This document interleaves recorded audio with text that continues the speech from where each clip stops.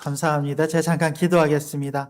하나님, 복된 날 우리가 주를 마음껏 찬양하고 주의 말씀에 은혜의 강물에 빠져 그분이 주시는 놀라운 은혜 가운데 있기를 원합니다. 하나님, 이 시간 우리 가운데 말씀하시고 우리의 귀와 마음이 주님 앞에 활짝 열려지는 시간 되게 하여 주시옵소서. 전능하신 하나님을 바라보게 하시고 나를 구원하신 그 하나님을 다시 발견하며 그분의 이름을 영원토록 찬양하며 나아가는 우리가 되게 하여 주시옵소서. 이 시간 우리가 드리는 이 예배 가운데 함께 하시기를 원하오며 오직 살아야만 하신 예수님의 이름으로 간절히 기도드립니다. 아멘.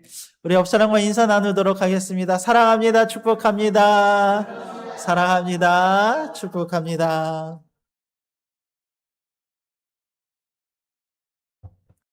우리가 지난주까지 해서 이제 창세기의 말씀이 다 끝났습니다. 그리고 이제 어떤 말씀을 같이 성도님과 나눌까 고민을 하다가 우리 신약으로 넘어와서 창세기를 다루었으니 마태복음을 우리 성도님들과 함께 나누겠다라는 생각이 들었습니다.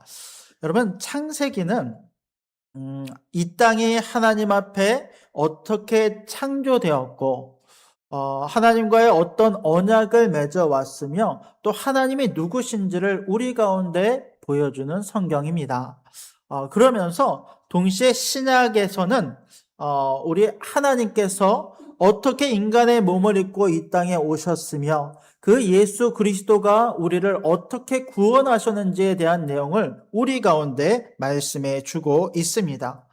그래서 세상이 어떻게 창조됐고 어떻게 시작됐는지를 알려고 한다라고 한다면 창세기를 읽으면 되고 바로 예수님이 누구신가라고 하는 것이 궁금하면 우리가 마태복음을 읽으면 됩니다. 여러분, 신약과 구약, 이 신약, 구약의 뜻이 무엇인지 아십니까? 구약은 옛날 약속, 옛날 언약이라는 뜻이에요. 신약은 새로운 약속, 새로운 언약이라고 하는 뜻입니다. 자, 누구에 관한 약속입니까? 맞아요. 예수님에 관한 약속이에요. 물론 우리에 대한 약속이죠. 하나님과 우리 사이의 약속이지만 그 핵심은 결국 예수님에 대한 약속이에요. 구약은 앞으로 오실 예수님에 대한 약속이라고 한다면 신약은 이미 오신 예수님께서 어떻게 이 땅에 오셨으며 그 예수님이 누구신가를 우리 가운데 보여주는 새로운 약속이라고 하는 의미라는 것입니다. 그런데 우리가 이 신약의 마태복음을 제일 처음 펼치면 사실 제일 처음 등장하는 내용에 조금 당황할 수 있습니다. 왜냐하면 처음 등장부터 족보가 등장을 해요. 예수 그리스도의 계보라고 우리가 표현을 합니다만 전혀 모르는 이름들이 계속해서 등장을 합니다. 물론 우리가 이 이름 중에 익숙한 이름들도 많이 있어요. 우리가 수요일 날에는 열왕기 상의 말씀을 우리 성도님과 나누고 있는데 그 왕들의 이름도 막 여기 들어있는 것을 보면 그 한 사람 한 사람의 이름을 보면서 그 한 사람의 이야기와 그 한 사람 가운데 역사하신 하나님을 발견하면서 그 이름 자체도 얼마나 은혜가 되고요, 얼마나 감사한지 몰라요. 그러나 이 모든 배경의 지식이 없는 상태에서 처음 마태복음을 딱 읽기 시작했을 때에는 이 수많은 사람들의 이름이 등장하는 것을 보고 굉장히 당황스럽고 또 이것이 어쩌면 우리가 성경을 읽기 어렵게 하는 첫 번째 어떤 어려움으로 우리 가운데 다가오는 것을 보게 되기도 하더라라는 것입니다. 그러면서 이렇습니다. 누가 누구를 낳고 이게 과연 뭐가 중요하냐는 거예요. 우리가 예수 믿고 구원을 받는 것이 누가 누구를 낳고라고 하는 것과 무슨 연관이 있습니까? 또 이런 족보가 오늘날 우리에게 말씀을 읽는 우리에게 또 현실을 살아가는 우리와 과연 무슨 상관이 있습니까? 그런데 왜 성경은 특별히 구약에서는 하나님이 말씀으로 세상을 창조하셨느니라라고 하는 이 태초에 하나님의 말씀이 계셨다라고 하는 아주 임팩트 있고 아주 이 놀라운 말씀으로 시작을 했는데 거기에 비해서 신약은 이 수많은 족보들과 이름들을 통해서 나타나면서 이것이 과연 우리와 무슨 상관이 있는가라고 하는 물음표를 있을 수 있다라는 것입니다. 오늘은 이 예수 그리스도의 족보가 과연 우리에게 어떤 의미이고 또 이것이 단순한 이스라엘의 역사나 한 가문의 뼈대에 있는 족보가 아니라 우리에게 어떤 의미를 지니는지를 오늘 말씀을 통해서 크게 세 가지로 함께 살펴보기를 원합니다. 먼저 우리가 1장 1절의 말씀을 같이 한번 읽어보겠습니다. 마태복음 1장 1절입니다. 시작. 아브라함과 다윗의 자손 예수 그리스도의 계보라. 자, 제일 먼저 등장하는 것은 족보가 등장하기 전에 먼저 딱 이것을 선언을 해버려요. 예수 그리스도의 족보를 우리 가운데 이제 보여주면서 제일 먼저 두 개의 이름을 우리 가운데 보여주면 누가 누구입니까? 아브라함과 다윗. 자, 이거 하기 전에 먼저 이거부터 합시다. 여러분, 마태복음은요, 각 성경마다 성경이 기록될 때 그 성경에 기록되어지는 대상들이 있어요. 마태복음을 이 마태가 기록했을 때 이것의 대상을 누구로 삼았냐면 유대인들을 대상으로 삼았어요. 다르게 이야기하면 예수님이 어느 날 갑자기 딱 등장한 것이 아니라 구약에서부터 예언되어져 있던 그 예수님께서 이 땅에 그 말씀하시고 예언된 대로 그대로 이 땅에 오시는 구원자이심을 유대인들에게 이렇게 알려주기 위해서 마태복음을 기록했다는 거예요. 그러다 보니까 족보라고 하는 것이 예수님께서 그동안 메시아, 그러니까 쉽게 말하면 유대인들은 모두 다 메시아를 기다리고 있었는데 그 메시아가 바로 예수님이시고 그 예수님께서 구약에 예언된 대로 아브라함과 다윗의 후손으로 이 땅에 오셨다라고 하는 것을 강조해서 설명하면서 보여주고 있다라는 것입니다. 그렇다면 왜 아브라함과 다윗입니까?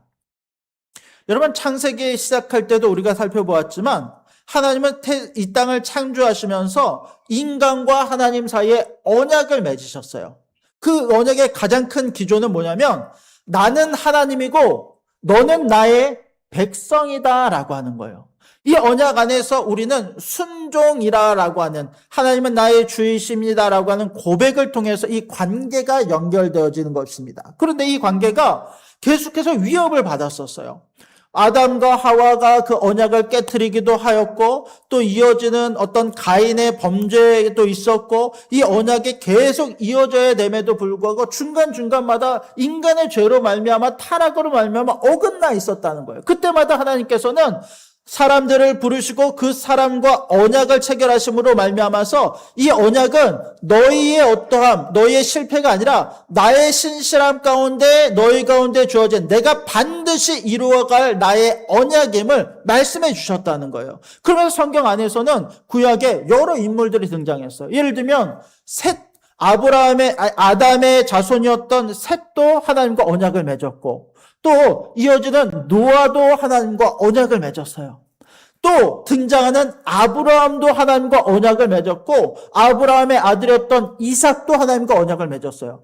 야곱, 유다, 요셉 그리고 이어지는 열왕들부터 해서 다윗까지 많은 사람들이 하나님과 언약을 맺었다라는 거예요. 그런데 그 중에서 마태복음 1장 1절에서는 특별히 두 사람의 언약을 명확하게 드러내요. 누가 누구입니까? 아브라함과 다윗. 이 두 사람이 왜 중요하냐면 수많은 언약들을 하나님께서 사람들과 맺어오셨고 각각의 언약들이 너무너무 중요하지만 이 언약은요 점차 그러니까 쭉 일렬로 가는 게 아니라 점차 확장되어져 가요. 처음에는 희미했던 언약이 사람을 거치면서 그 언약이 조금 더 밝아지고 명확해지기 시작해요. 제일 이것이 빛났던 순간들이 언제냐면 처음에는 아브라함의 언약. 하나님께서 이방인으로서 이방 나라에서 이 우상을 숭배하던 아브라함을 부르셔서 그냥 아무런 조건 없이 너는 내 백성이고 내가 너와 언약을 맺겠다라고 하면서 그를 통해서 앞으로 이루어질 놀라운 후손의 언약을 아브라함과 맺으셨다라는 거예요. 그로 말미암아 많은 하나님의 백성들이 나올 것이며 그 한 사람 한 사람이 마치 바다의 모래와 같이 하늘의 별과 같이 이 놀라운 축복의 은혜를 언약을 내가 너희와 맺었다라고 하는 것을 아브라함을 통해서 시작하셨다는 것이죠. 그리고 나서 등장하는 것이 사무엘하 7장에 등장하는 아브라함 하나님과 다윗 사이의 언약이에요. 이 언약이요 점차 확장되어지면서 예수의 모습이 조금씩 밝게 빛나면서 비추이다가 다윗의 시대에 하나님께서 이 다윗을 딱 붙잡으면서 다시 다윗과 언약을 맺으세요. 한번 표를 한번 보여주시겠어요? 뒤에 보면 아브라함과는 창세기 12장에서 가나안 땅과 큰 민족과 천하 만민이 너로 말미암아 복을 받을 것이라고 하는 언약을 맺으셨어요.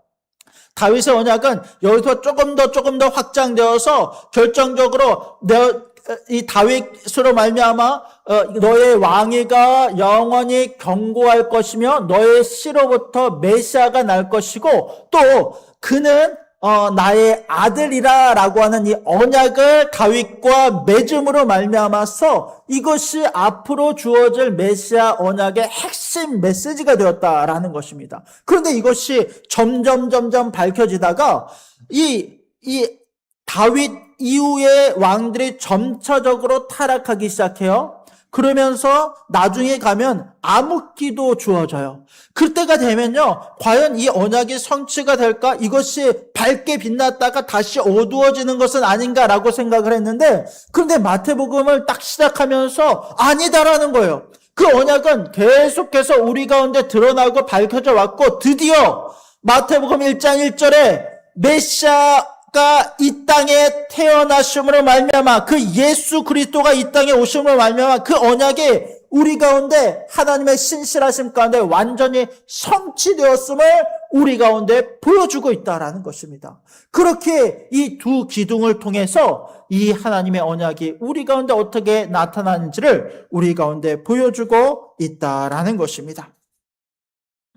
그러면서 두 번째로 이 마태복음에서 이어지는 이 족보를 한번 살펴보기 원합니다.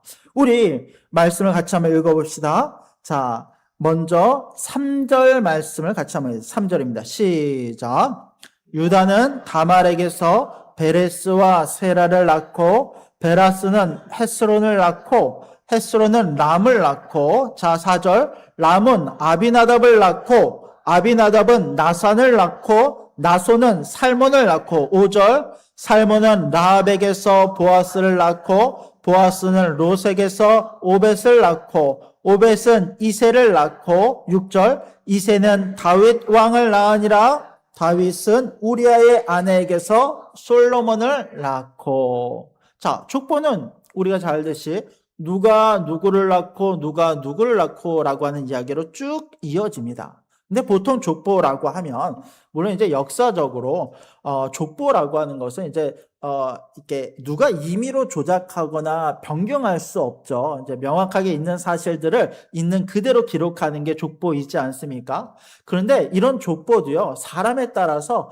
많은 조작이 시도된 적들이 있었어요. 예를 들면 이제 조선 시대에는 이 천민들이 부자가 되면서 족보를 구입을 하죠. 그러면서 자신의 조상들의 있지도 않았던 조상들의 이름을 넣어놓고 그런 족보들을 만들어 나간 거예요. 왜? 이 족보가 중요하니까. 이 족보로 말미암아 나의 정체성이 드러난다고 생각하니까 족보를 이렇게 만드는 거거든요. 그런데 여러분, 이 성경을 보면 여러 아브라함으로부터 시작되었던 이 족보가 메시아에 이르기까지 여러 명의 사람들과 이름들이 등장을 해요. 근데 그 이름들을 등장을 하면 보통 이 족보라고 하는 것은 자신의 선조를 거슬러 올라오는 것이기 때문에 주로 남자를 기준으로 이 족보가 이어집니다.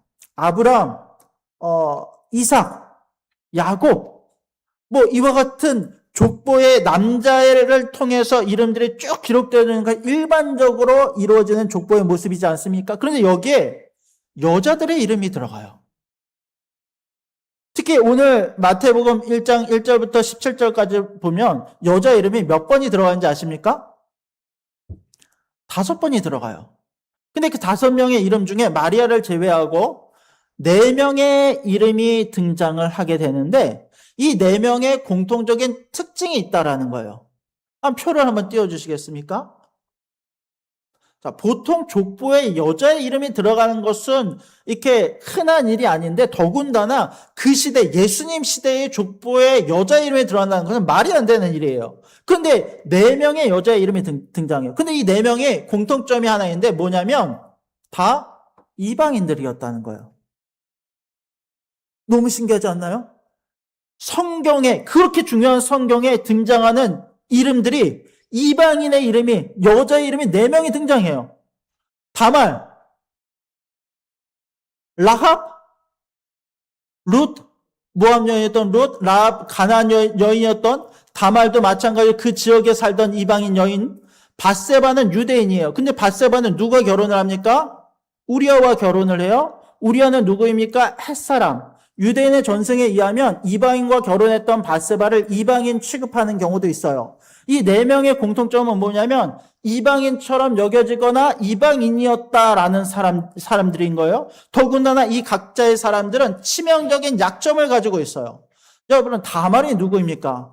우리가 창세기 38장을 하면서 창세기에 다말이 이름이 등장했을 때 굉장히 당황했어요. 왜냐면 이 다말의 이야기는 굳이 기록하지 않아도 될 만한 이야기 같은데 굉장한 치부를 드러내는 이런 이야기처럼 보이거든요. 그는 유다의 며느리입니다. 그러나 남편이 하나님의 진노 가운데 죽고 난 다음에 그 씨를 이어가기 위해서 이 계대 결혼을 이어가기 위해서 어떻게 하냐면 스스로를 창녀로 위장해서 시아버지였던 유다와 동침함으로 말미암아 쌍둥이 아들들을 낳게 되거든요. 쉽게 말하면 어떻게 세상적인 기준으로 볼 때 도덕적인 한계를 갖고 있는 여인이 다말이었어요. 근데 이 다말의 이름이 기록되어 있어요. 라합은 어떻습니까? 그는 가나안 땅의 이방인이에요. 여러분, 하나님께서 여호수아에게 명령을 내리시면서 이 가나안 땅에 들어갔을 때 어떤 명령을 내리시면 그 땅의 이방인들 다 죽여라. 왜? 그 사람들의 죄악이 하늘의 진노가 가득 찰 때까지, 하나님의 진노가 가득 찰 때까지 다 차서 그들을 너희로 말미암아 심판하시는 이 말씀들이 나오거든요. 이방인들 중에 누구도 너희 가운데 용납하지 말 것을 이야기해요. 그런데 놀랍게도 그곳 가운데서 구원을 받은 자의 이름이 등장하는데 바로 라합이에요. 라합은 이방인이에요. 더군다나 창기였어요. 그 가나안 땅에서 부정한 여인으로 살아갔던 이 라합이 하나님의 그리스도의 계보의 이름을 올릴 뿐만 아니라 이 예수님의 족보 안에서 결혼을 함으로 말미암아 그 영광스러운 자녀를 낳는 놀라운 은혜가 그 가운데 주어진다는 것이죠. 룻은 어떻습니까? 여러분, 룻은요, 모압 여인이에요. 모압은 율법에 의하면, 신명기 23장에 의하면 여호와의 총회에 들어올 수 없다고 저주받은 민족으로 땅땅땅 찍혔던 민족이에요. 암몬과 모압 족속은 어떤 경우에도 너희 유대인 공동체, 너희 민족 안에 들이지 말라. 이들은 저주받은 민족이라. 왜? 그만큼 악한 일들과 이 출애굽했던 이스라엘에게 전쟁을 걸고 너무 악한 일들을 많이 행했거든요.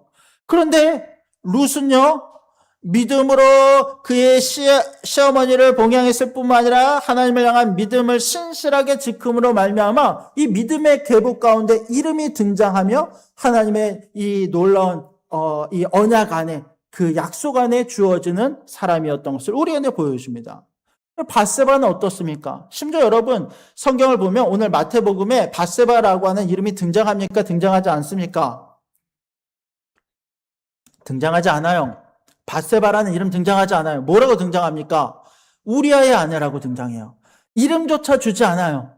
그런데 우리아의 아내로서 엄밀히 말하면 다윗이 간음을 저질렀을 때 그 일의 어떤 피해자이기도 하지만 또 그것을 같이 행하였던 이 밧세바가 이 그리스도의 족보에 이름을 올리게 되는 것을 보게 됩니다. 여러분, 여기서 우리가 얻을 수 있는 은혜가 무엇입니까? 여러분, 이 내용은요, 우리가 이방인이지만 열심히 하고 열심히 주를 믿으면 구원을 받고 족보에 이름을 올릴 수 있다입니까? 아니에요. 이 내용은 뭐냐면 절대로 구원받을 수 없는 자가 하나님의 전적인 은혜를 입고 어떻게 구원받는지를 우리 가운데 보여주고 있다는 거예요. 이 네 명의 여인들은 하나님 앞에 나올 수 있는 언약 백성이 아니었지만 진짜 언약 백성은 누구다? 진짜 언약 백성은 하나님의 선택하시고 은혜를 주셔서 그 은혜 안으로 끌어들인 자가 진짜 언약 백성이지, 혈통을 따르거나 민족을 따르거나 어떤 나의 어떠함을 따라서 구원받는 것이 아님을 우리 가운데 말씀하고 있다라는 거예요. 이렇게 되면 이제 이 족보가 우리 가운데 어떤 의미가 되는지를 발견할 수 있어요. 여러분, 우리는 구원받을 수 없는 자예요. 우리는 똑같은 이방인입니다. 네 명의 이방 여인들과 마찬가지로 우리는 죄이며 세상의 것들을 탐하며 살아왔던 자들이에요. 우리의 힘과 능력으로는 구원받을 만한 어떠한 것이 없는 것이 바로 우리입니다. 그런데 이런 우리들을 예수님께서, 하나님께서 전적인 은혜를 베푸셔서 나를 붙잡아 주셨어요. 절대로 흔들리지 아니하도록 나를 완전히 붙잡아 주셔서 구원의 길로 나를 이끌어 주셨을 뿐만 아니라 예수 그리스도의 믿음의 계보 안에 나의 이름을 심어 주심으로 말미암아 받을 자로 나를 삼아 주셨다라는 것입니다. 여러분, 이 은혜가 우리 가운데 주어졌음을 믿으시기 바랍니다. 나는 그리스도 안에 구원받은 자입니다.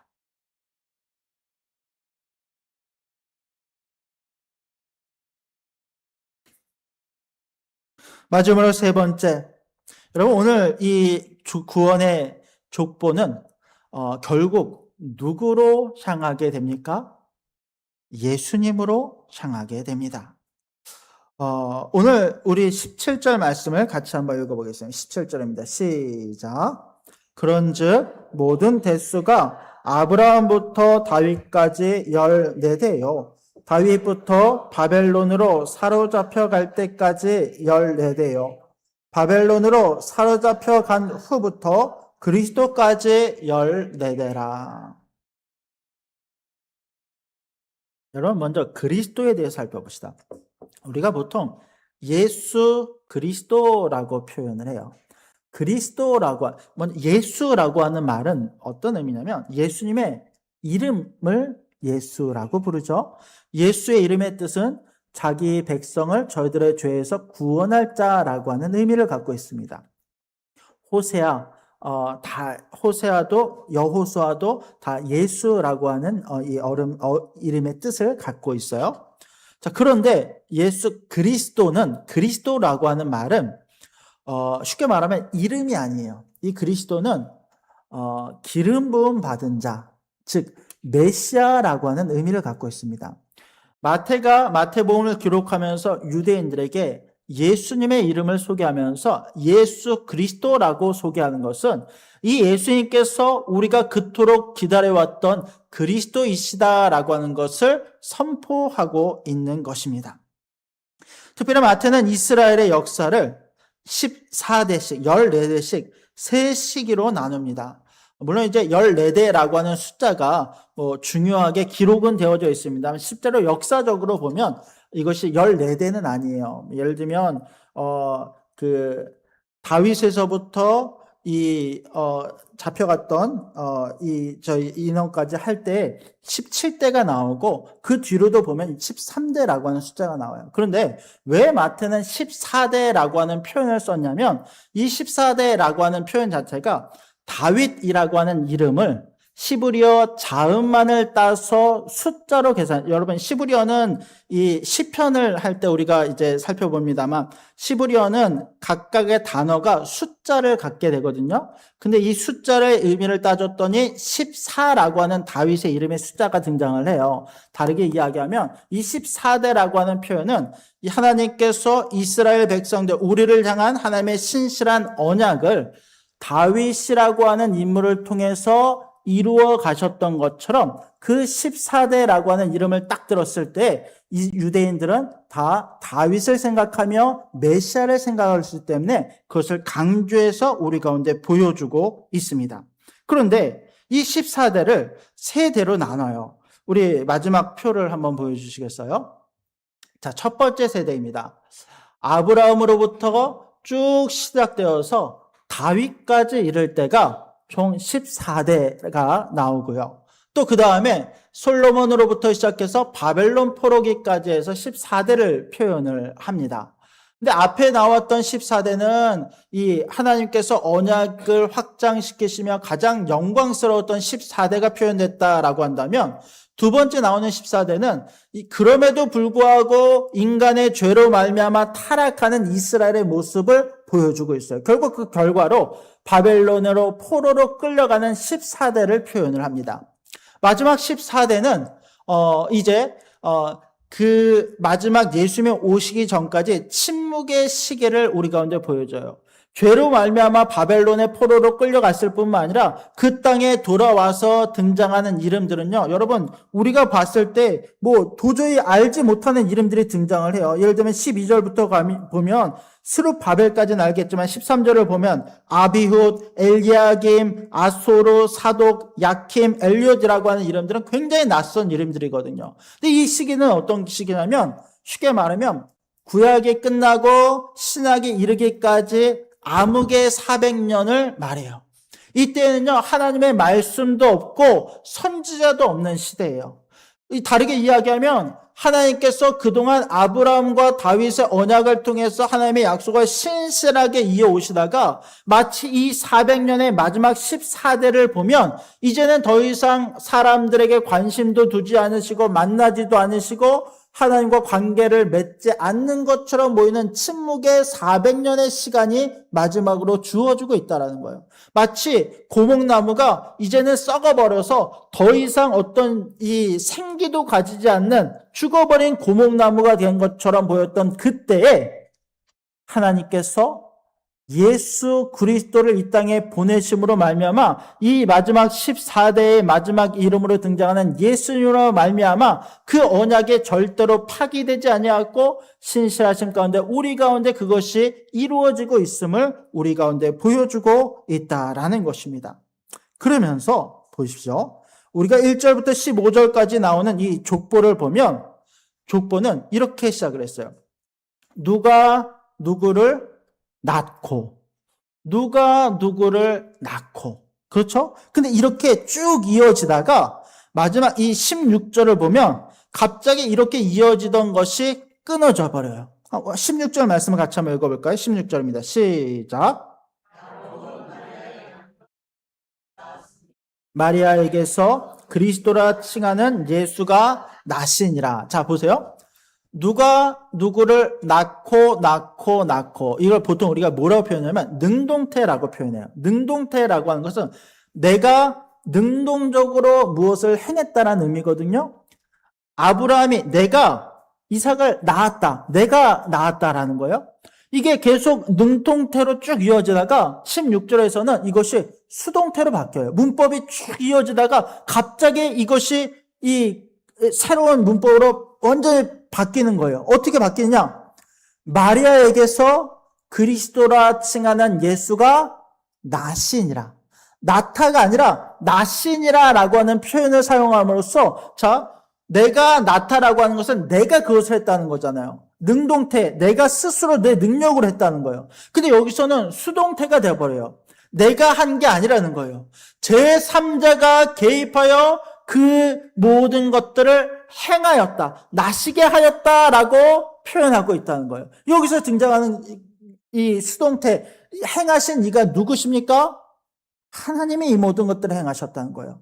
성령님께서 이 요셉까지 이어지는 다윗의 가문을 쭉 이어가다가 그것도 요셉에게서 난 것이 아니라 그의 정혼자였던 마리아를 통해서 성령님께서 그로 잉태하게 하셔서 예수 그리스도가 이 땅에 나시더라라고 하는 말을 선포함으로 말미암아 하나님께서 이 모든 것들을 그분의 능력 가운데 우리 가운데 일방적인 은혜로 행하셨음을 우리 가운데 보여주고 있다라는 것입니다. 여러분, 우리의 구원은 능동태가 아니에요.